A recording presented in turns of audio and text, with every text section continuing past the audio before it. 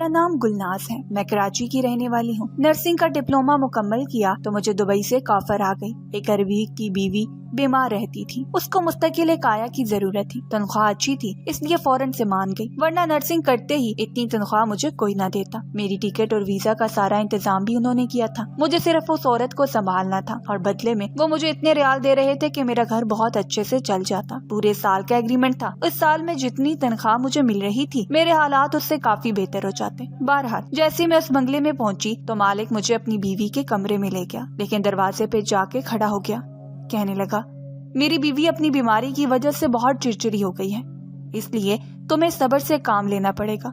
میں نے کہا ٹھیک ہے، میں ایک نرس تھی اس لیے اس طرح کے مریضوں کی نفسیات سے اچھی طرح واقف تھی۔ میں نے کہا بے فکر رہیں، لیکن میں نہیں جانتی تھی کہ وہ ایک پاگل عورت ہے۔ پاگل پن کا جب اسے دورہ پڑتا ہے تو پھر وہ کچھ بھی کر گزرتی ہے۔ اس چیز کا اندازہ مجھے بعد میں ہوا تھا۔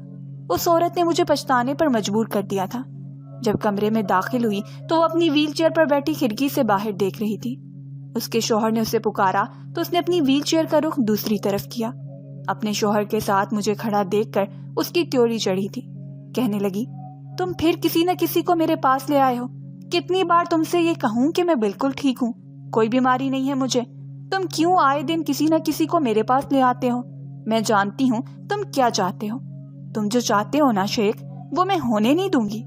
وہ اپنے شوہر سے چلا رہی تھی، اس کے پاس آ کر کہنے لگا کہ میں کچھ نہیں چاہتا، یہ کوئی نرس نہیں ہے، صرف گھر کی نئی ملازمہ ہے، تمہارے پاس اس لیے لایا تھا کیونکہ تم اس گھر کی مالکن ہو، میں چاہتا ہوں کہ تم اسے رکھ لو، یہ بہت مجبور ہے، اسے پیسوں کی بھی ضرورت ہے، لیکن بنا کام کیے یہ خیرات لینے کے لیے تیار نہیں ہے، کہتی ہے اپنی محنت کی کمائی ہی کھاؤں گی۔ میں سمجھ گئی تھی کہ وہ عربی اپنی بیوی سے بہانے بنا رہا تھا۔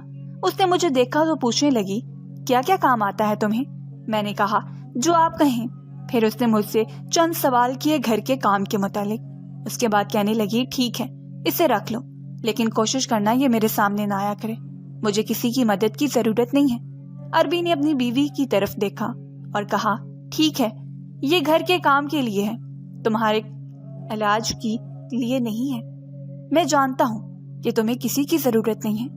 میں اس عربی مالک کے ساتھ کمرے سے باہر آ گیا اور کہنے لگا یہ اپنی بیماری کی وجہ سے ایسی ہو گئی ہے، اب تم ہی بہتر جان سکتی ہو کہ تم اسے کیسے معمول کی طرف لاؤ گی۔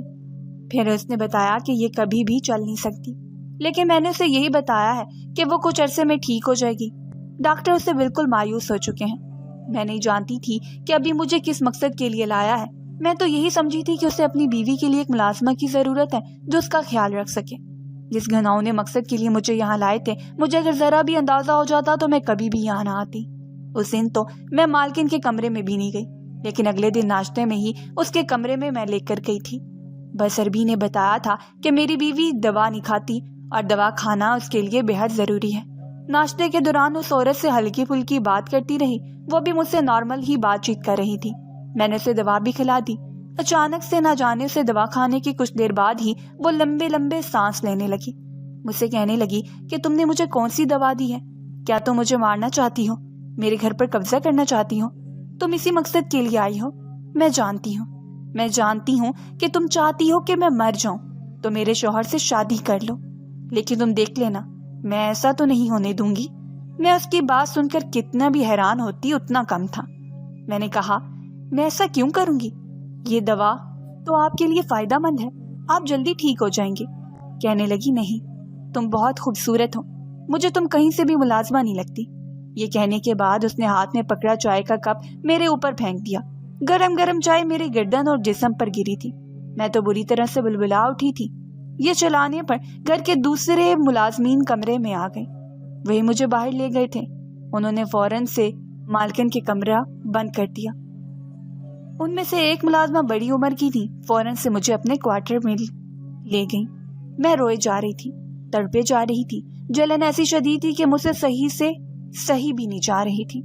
جو امیر نہیں تھے کہ وہ عورت ایسی حرکت بھی میرے ساتھ کر جائے گی۔ اسی عورت نے میرے جسم پر دوا لگائی تھی۔ مجھے کہنے لگی یہ پاگل ہے، تم نے کیوں اس کی غلامی کے لیے حامی بھر دی؟ کوئی بھی عورت اسے سنبھالنے کے لیے تیار نہ تھی۔ ساتھ ساتھ وہ دوا لگا رہی تھی، ساتھ ساتھ وہ مجھے یہ بتا رہی تھی۔ شام کو جب عربی مالک گھر پر آیا تو یہ دیکھ کر پریشان ہو گیا، کہنے لگا میں بہت معذرت خواہ ہوں، لیکن میں نے پہلے ہی کہا تھا کہ میری بیوی بہت چڑچڑی ہے۔ میں نے کہا چڑچڑی نہیں، وہ پاگل ہے۔ آپ نے دیکھا نہیں اس نے میرا کیا حشر کیا ہے؟ کہنے لگا، دیکھو میں تمہارے ایک اچھے ڈاکٹر سے علاج کروا دوں گا، لیکن میں جانتا ہوں کہ جیسے ہی وہ ٹھیک ہوگی وہ خود اپنے رویے کی تم سے معافی مانگے گی۔ اس نے مجھے اپنے ڈرائیور کے ساتھ بھیجا اور ایک اچھے سے ڈاکٹر سے میرا علاج شروع کروا دیا۔ چند دن تو میں اس کی بیوی کے کمرے میں گئی ہی نہیں۔ چوتھے دن عربی نے میری منت کی کہ دیکھو میں تمہیں پہلے ہی ہر بات بتا چکا تھا، میں نے تم پر اپنے لاکھوں روپے خرچ کیے ہیں، تمہارا ویزا، ٹکٹ، ہر چیز، اور تمہیں ایڈوانس تنخواہ بھی دے چکا ہوں۔ میں نے اس کی بات کا کوئی بھی جواب نہیں دیا۔ مجھے اپنا آپ بے بس سا محسوس ہو رہا تھا۔ اب تو میں اس کی بیوی کے کمرے میں جاتے ہوئے گھبرانے لگی تھی، لیکن جب میں اس کے کمرے میں گئی تو وہ نظریں چرا رہی تھی، شرمندہ بھی لگ رہی تھی، کہنے لگی مجھے معاف کر دو، پتہ نہیں مجھے اس دن کیا ہوا، تمہیں زیادہ لگ گئی تو نہیں۔ میں حیران تھی، کبھی وہ ایسی ہو جاتی تھی کہ جیسے اس سے بڑا ہمدرد کوئی نہیں ہے، کبھی وہ بالکل پاگل ہو جاتی تھی، چیزیں اٹھا اٹھا کے دیوار پہ مارتی تھی۔ میں اب تک اسے سمجھ نہیں پا رہی تھی۔ 1 مہینہ ہو گیا تھا مجھے اس عورت کے ساتھ دوستی لگانے میں۔ اب یہ ہوا تھا کہ مجھے کچھ کہتی نہیں تھی، لیکن کوشش یہ کرتی کہ وہ سارے کام خود کرے، لیکن وہ کر نہیں پاتی تھی۔ زمین پر گر گئی کوئی چیز جو اٹھانے سے وہ قاصر تھی۔ اچھا، اور اگر میں اسے اٹھا کر دے دیتی تو وہ کہتی کہ تم کیا سمجھتی ہو، میں یہ اٹھا نہیں سکتی، میں سب کچھ کر سکتی ہوں۔ ایک بار میں اس کے سامنے بیٹھ گئی۔ میں نے کہا، آپ کو کیا لگتا ہے، کیا میں آپ کے گھر پر قبضہ کر لوں گی یا پھر آپ کے شوہر سے شادی کر کے آپ کو کسی یتیم خانے میں بھیجوا دوں گی؟ جواباً وہ مجھے بڑے غور سے دیکھنے لگی اور خاموشی سے دیکھ رہی تھی۔ میں نے کہا، میرا ایسا کوئی مقصد نہیں ہے، میں صرف یہاں ملازمت کر رہی ہوں، وہ بھی اپنی مجبوری کے تحت۔ اس نے خدا کے لیے میرے لیے اپنے ذہن میں کوئی بھی وسوسہ نہ پالیں، مجھے کوئی غرض نہیں ہے، نہ آپ کے پیسوں سے، نہ آپ کے شوہر سے، اور نہ اس گھر سے۔ میں تو صرف اور صرف یہاں پر اپنے گھر کے حالات بدلنے کے لیے آئی ہوں۔ میں نے جب اسے یہ بتایا تو وہ بغور میرا چہرہ دیکھنے لگی۔ دیکھتے ہی دیکھتے اس کی آنکھوں سے آنسو نکل آئے تھے۔ کہنے لگی کہ تم تو بڑی نیک دل لڑکی ہو، میں تو بلا وجہ ہی تمہیں برا بھلا کہہ رہی تھی، حالانکہ تمہاری جگہ کوئی اور ہوتی تو کب کی یہ نوکری چھوڑ کے جا چکی ہوتی، مگر میں تم سے بہت متاثر ہوں۔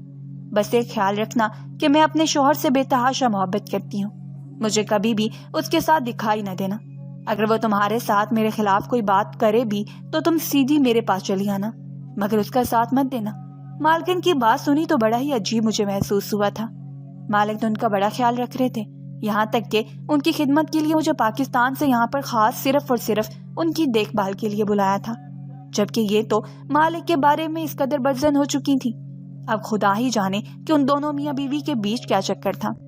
خیر، میرا یہ کام تو پورا ہو چکا تھا کہ میری طرف سے مالکن کا ذہن صاف ہو چکا تھا۔ وہ اب چڑچڑا پن تو یوں کرتی ہی تھی، مگر میرے کہنے پر اور سمجھانے پر میری بات مان بھی لیا کرتی تھی۔ دوائی کھانے میں اکثر ناغہ کرنے لگی تھی، اس لیے میں نے ایک نیا طریقہ اپنایا۔ میں اکثر دوا ان کی چائے یا کافی میں مکس کر کے دے دیا کرتی تھی تاکہ ان کی دوائی میں ناغہ بھی نہ ہو اور وہ مجھ سے باتیں کرتے ہوئے دوا بھی کھا لیا کرتی تھی۔ پہلی مرتبہ تو انہوں نے مجھ سے یہی شکایت کی کہ میری کافی کڑوی ہو چکی ہے، مگر میں نے کہا کہ آپ کے منہ کا ذائقہ خراب ہے، شاید اس لیے آپ کو ایسی لگ رہی ہے۔ مالک مجھے دیکھ کر خوش تھے۔ اس مہینے انہوں نے مجھے میری تنخواہ سے کچھ اوپر پیسے بھی دیے۔ میں بہت خوش تھی۔ میں اسی گھر کے کمرے میں رہتی۔ جب ایک روز صبح صبح نہا کر اپنے بال بنا رہی تھی تو اچانک ایک ہی جھٹکے سے دروازہ کھل گیا۔ میں دوپٹہ بیڈ پر رکھے گیلے بالوں میں کنگھی کر رہی تھی۔ ہڑبڑا کر دیکھنے لگی، سامنے وہ عربی مالک کھڑا تھا۔ ایک پل کو تو مجھے دیکھ کر وہ بھی پلکیں جھپکنا بھول چکا تھا۔ اس بات میں کوئی شک نہیں تھی کہ میں بڑی خوبصورت تھی۔ جو بھی مجھے ایک مرتبہ دیکھتا میری خوبصورتی پر فدا ہو جاتا، مگر میں نے ہمیشہ اپنے گرد سکارف رکھا ہوتا اور کبھی کبھار تو ماسک بھی چہرے پر لگا کے رکھا کرتی، اس لیے میرا چہرہ اکثر مالک واضح طور پر نہیں دیکھ سکے تھے۔ مگر جو ان کے سامنے میں آئی تو میں بھی شرمندہ ہو چکی تھی۔ فوراً دوپٹہ کیا تو مالک بھی نظریں چرا گئے۔ کہنے لگے کہ مالکن کی طبیعت بہت زیادہ خراب ہونے لگی ہے، انہیں اکھری سانسیں آ رہی ہیں، تم جلدی سے چلو۔ میں بھی بکھلا چکی تھی کیونکہ مالک بھی کافی پریشان دکھائی دے رہے تھے۔ دونوں ایک ساتھ کمرے میں داخل ہوئے تھے، مگر جیسے ہی میں کمرے میں داخل ہونے لگی تو اچانک میں دروازے سے ٹھوکر کھا کے گرنے لگی تھی۔ مالک نے مجھے پکڑ لیا اور سہارا دیا۔ سامنے بستر پر نظر پڑی تو مالکہ نیم دراز بیٹھی اکھرے اکھرے سانس لے رہی تھی۔ میں فوراً ان کے پاس گئی اور ان کا بلڈ پریشر چیک کرنے لگی۔ سب کچھ تو نارمل تھا، مگر شاید ان کی دوائیوں کو تبدیلی کی ضرورت تھی۔ میں مالکن کو سیدھا ڈاکٹر کے پاس لے گئی جہاں پر وہ 1 دن تک ایڈمٹ رہی تھی۔ اس کے بعد ان کی دوائیاں چینج ہوئیں اور میں ان کو لے کر گھر چلی گئی۔ مالکن نے میرا ہاتھ پکڑا اور کہنے لگی، تمہارا بہت بہت شکریہ، اگر تم وقت پر میرا خیال نہ رکھتی تو میں کبھی بھی زندہ نہ لوٹ سکتی۔ مجھے تو لگ رہا تھا کہ میری زندگی صرف اور صرف تمہاری وجہ سے واپس لوٹی ہے۔ بلکہ ان کی ایسی باتیں سن کر میں کہنے لگی کہ یہ تو میرا فرض تھا۔ اگلے پل مالک بھی مسکرا کر میری جانب دیکھنے لگے اور کہنے لگے کہ بے شک جب سے تم اس گھر میں آئی ہو گھر میں رونق لگ چکی ہے۔ میری بیوی جو کبھی مسکرائی ہی نہ تھی، ہر وقت اداس رہتی تھی، وہ بھی اب مسکرانے لگی ہے۔ میں مالک کا شکریہ ادا کرنے لگی اور پھر مالکن کو دوا دے کر وہاں سے چلی گئی۔ میں خوش تھی کہ چلو اس بہانے میری تنخواہ مزید بڑھ جائے گی، مگر یہ کہاں جانتی تھی کہ آگے جا کر میرے ساتھ کیا ہونے والا ہے۔ اگلے روز جب مالک کام سے واپس آئے تو ان کے پاس انگن شاپنگ بیگز تھے۔ یقیناً وہ مالکن کے لیے شاپنگ کر کے آئے ہوں گے۔ میں مالکن کی کافی اور دوائیاں لے کر ان کے کمرے کی جانب چلی گئی۔ جیسے ہی کمرے میں داخل ہوئی تو مالک بیش قیمتی تحائف کھول کر مالکن کے سامنے بیٹھے انہیں ان کی پسندیدہ چیزیں دکھا رہے تھے۔ میں اپنے دھیان میں انہیں کافی اور دوا دے کر جیسے ہی کمرے سے باہر نکلنے لگی تو مالک نے فوراً مجھے روک لیا۔ کہنے لگے کہ میں تمہارے لیے بھی کچھ لایا ہوں، یقیناً تمہیں پسند آئے گا۔ یہ سن کر تو میرا چہرہ سرخ ہو چکا تھا۔ میں کہنے لگی کہ ان سب کی کیا ضرورت تھی، آپ صرف مالکن کے لیے لے آتے۔ مگر مالک نے جو چیز مالکن کے لیے لائی تھی وہی میرے لیے بھی لائی تھی۔ انہوں نے میری طرف بھی بڑھا دی اور کہنے لگے کہ تم اس کی حقدار ہو۔ ان کی آنکھوں میں کچھ تھا جو اس وقت میں نہ سمجھ سکی۔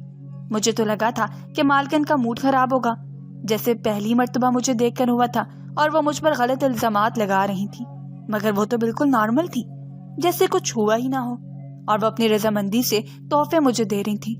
میں ان تحفوں کو لے کر اپنے کمرے میں چلی آئی، مگر ابھی تک مجھے یقین نہیں آ رہا تھا کہ یہ سب کچھ مجھے مالک نے دیے ہیں۔ اگلے دن صبح میں کچن میں ناشتہ بنانے کے لیے گئی تو لائٹر ڈھونڈنے لگی تاکہ چولہا جلا سکوں، مگر بدقسمتی سے لائٹر کی بیٹری ختم ہو چکی تھی، وہ آن ہی ہو رہا تھا۔ میں جسے بدقسمتی سمجھ رہی تھی وہ تو حقیقت میں خوش قسمتی ثابت ہوئی تھی۔ اگلے پل میں جیسے ہی لائٹر جلانے لگی تو فوراً مالک وہاں پر بھاگ کر آ گئے۔ انہوں نے میرے ہاتھ سے لائٹر چھین کر فرش پہ گرا دیا۔ کہنے لگے کہ پاگل لڑکی، یہ کیا کرنے والی تھی؟ میں تو بے یقینی سے سوالیہ نظروں کے ساتھ مالک کا چہرہ دیکھنے لگی۔ بولی، کیا ہو گیا؟ میں تو بس مالکن کے لیے ناشتہ بنانے لگی تھی۔ وہ کہنے لگے کہ تمہیں کچن میں گیس کی بدبو نہیں آ رہی؟ یہ سن کر تو میرے اوسان خطا ہو چکے تھے۔ مجھے تو بہت دن سے فلو تھا جس کی وجہ سے میں کچھ بھی سونگ نہیں پائی تھی۔ کچن میں گیس کا پائپ کٹا ہوا تھا اور گیس لیک ہو کر پورے گھر میں پھیل چکی تھی۔ اگر خدا نہ خواستہ میں لائٹر جلا دیتی میری تو لاش بھی نہیں ملنی تھی۔ یہ سوچ کر مجھے اپنی حالت غیر ہوتی محسوس ہونے لگی تو مالک مجھے حوصلہ دینے لگے۔ کہنے لگے کہ یہ تو تمہاری قسمت اچھی ہے جو میں وقت پر آ گیا اور تمہیں بچا لیا، ورنہ پتہ نہیں کیا ہوتا۔ میں تو سمجھ رہی تھی کہ صرف ایک دفعہ ہوگا، مگر اس دن کے بعد تو جیسے مجھ پر مصیبتیں وقت کے ساتھ ساتھ بڑھتی چلی گئیں۔ کبھی کوئی مصیبت آن پڑتی تو کبھی کوئی۔ ایک روز میں سارے دن کی تھکی ہاری اپنے بستر پر جا کر لیٹنے لگی تھی۔ دراصل مجھ سے مالکہ نے بہت کام کروایا، مجھے اس گھر کی ملازمہ سمجھتی، حالانکہ میں ایک نرس تھی۔ پہلے میں نے ان کو دوائی دی تو مجھ سے کہنے لگی کہ میرے سر اور پیروں کی مساج کر دو۔ میں نے ان کے سر اور پیروں کی مساج کر دی تو اپنے پورے کمرے کی صفائی مجھ سے کروائی۔ میں نے تھک کر جب بیٹھنا چاہا تو مجھے باہر لاؤنج میں لے آئی اور ایک ایک چیز اپنی نگرانی میں صاف کروانے لگی۔ آج تو میرا برا حال ہو چکا تھا، میرے کندھے اور ٹانگیں درد کر رہی تھی۔ جیسے ہی میں اپنے بستر پر کمبل ہٹا کر لیٹنے لگی تو مجھے جھٹکا سا لگا تھا، کیونکہ میرے بستر پر تو خطرناک سانپ رینگ رہا تھا۔ یہ دیکھ کر تو میری فلک شکاف چیخیں نکلی تھیں۔ میں کونے سے جا لگی، تبھی دروازہ کھول کر عربی مالک اندر آ چکا تھا۔ کہنے لگا کہ کیا ہوا، تم کیوں چلا رہی ہو، خیر تو ہے؟ یہ کہہ کر میں نے اپنے بستر کی جانب اشارہ کیا اور بتایا کہ وہاں پر سانپ ہے۔ مالک نے پورا بستر چھان مارا مگر سانپ کہیں بھی نہیں تھا۔ کہنے لگے کہ یہ بس تمہارا وہم ہے، ورنہ میرے گھر میں سانپ، وہ بھی اس قدر خطرناک، کہاں سے آ سکتے ہیں؟ وہ یہی باتیں کر رہے تھے کہ تبھی میں نے دیکھا کہ سانپ ان کے کندھے پر رینگتا ہوا ان کی گردن پر آ چکا تھا۔ یہ منظر دیکھنا تھا کہ میں فوراً آگے بڑھی اور اس سانپ کو ایک جھٹکے سے مالک کے کندھے سے اتارا۔ سانپ جیسے ہی فرش پر گرا تو مالک فوراً اس پیروں کے نیچے کچل چکے تھے اور ہمیشہ کی طرح مالکن آخر میں پہنچی تھی۔ وہ یوں ہی خاموش تھی، کہنے لگی کہ شکر ہے تم بچ گئی۔ مگر ایسے لگ رہا تھا جیسے اندر ہی اندر خوش ہو رہی ہو۔ نہ جانے کیوں میرے دل میں عجیب و غریب سے وسوسے آنے لگے۔ ایسے لگ رہا تھا جیسے یہ سب کچھ جان بوجھ کر مالکن کر رہی ہو، یہ سب انہی کا کیا دھرا تھا۔ اس کے پیچھے ضرور کوئی بڑی وجہ تھی۔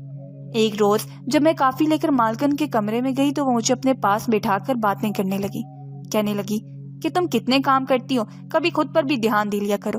روزانہ تم میرے لیے اس وقت کافی لاتی ہو، آج میں تمہارے لیے کافی منگواتی ہوں۔ اتنا کہہ کر انہوں نے ملازمہ کو آواز دی اور کہا کہ کافی بنا لاؤ۔ کچھ ہی دیر بعد کافی میرے سامنے تھی۔ میں نے ان کے ساتھ باتوں میں مشغول ہوتے ہوئے کافی پینا شروع کر دی۔ جیسے جیسے میں گھونٹ میرے حلق سے نیچے اتر رہا تھا، مجھے میرا حلق تک کروا ہوتا محسوس ہو رہا تھا۔